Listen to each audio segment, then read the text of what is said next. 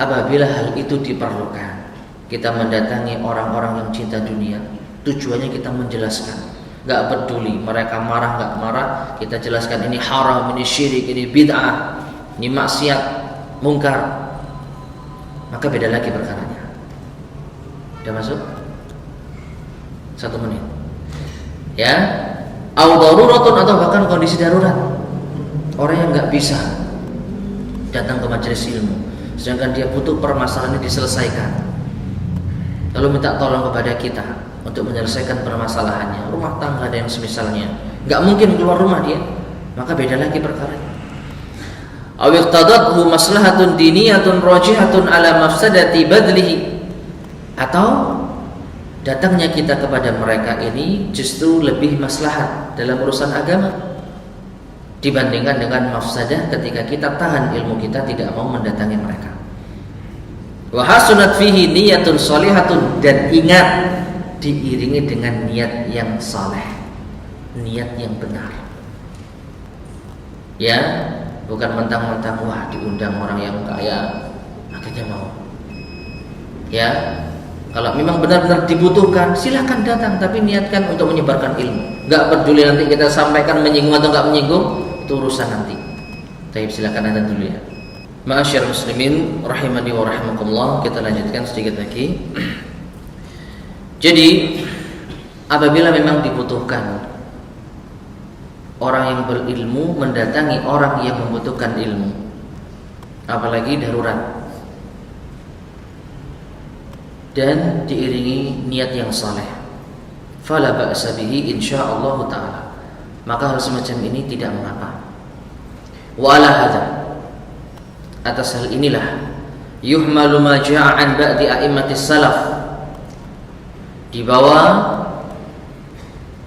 kepada penjelasan atau perbuatan sebagian para imam-imam salaf minal masyi ilal muluki wa wulatil amr, yaitu mereka datang kepada para raja dan para pemimpin. Idealnya meskipun raja, meskipun pemimpin, dia harus mengagungkan ilmu. Dia yang datang ke majelis ilmu. Idealnya seperti itu. Enggak peduli setinggi apapun kedudukannya, kalau dia yang butuh ilmu, datang. Namun sebagian para ulama ada yang mendatangi raja, mendatangi pemimpin untuk menyampaikan ilmu. Kaz-Zuhri, seperti Imam Az-Zuhri, wa Syafi'i, Imam Asy-Syafi'i, wa ghairihima, dan selain mereka berdua, la ala annahum qasadu bidzalika fudul al-aqradid dunya, namun sama sekali mereka ketika mendatangi pemimpin, penguasa untuk mengajarkan ilmu, niat mereka bukan untuk mencari keuntungan duniawi. Kita berhusnudzon kepada mereka, mereka memberikan nasihat, menyampaikan nasihat, menyampaikan ilmu, mengingatkan. Kalau memang ini tugas ulama, datang ke para raja, para pemimpin, memberikan masukan-masukan, rekomendasi-rekomendasi, saran-saran, nasihat untuk bertakwa kepada Allah. Selesai itu sudah pulang. Nah ini, wa kadzalika, demikian pula, idza kana al-ma'tiyu ilaihi min al-'ilmi waz-zuhdi fil manzilatil 'aliyyah, apabila orang yang didatangi tadi ia benar-benar memiliki kezuhudan dan kedudukan yang tinggi, wal mahallir rafi', dan kedudukan yang juga tinggi, fala ba'sa bitaraddudi ilaihi li ifadatihi, maka tidak mengapa kita bolak-balik mendatanginya untuk memberikan manfaat.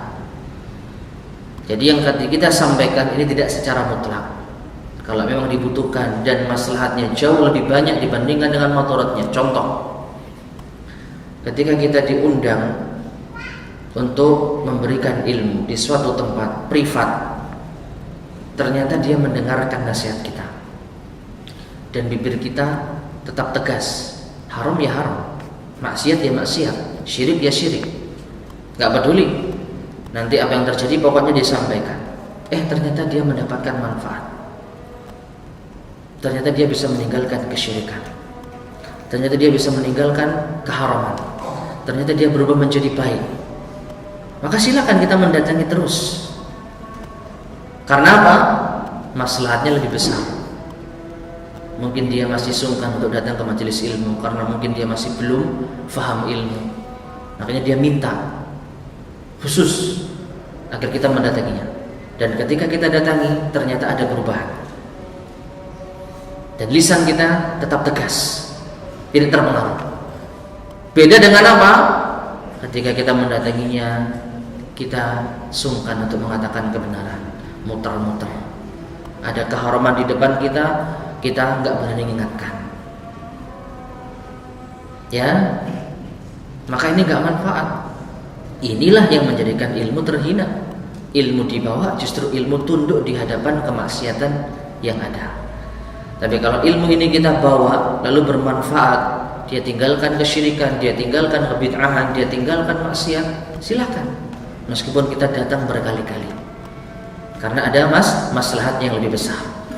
Faqad kana Sufyan ats-Tsauri, di antaranya Sufyan ats-Tsauri, yamshi ila Ibrahim ibn Adham wa yufidu.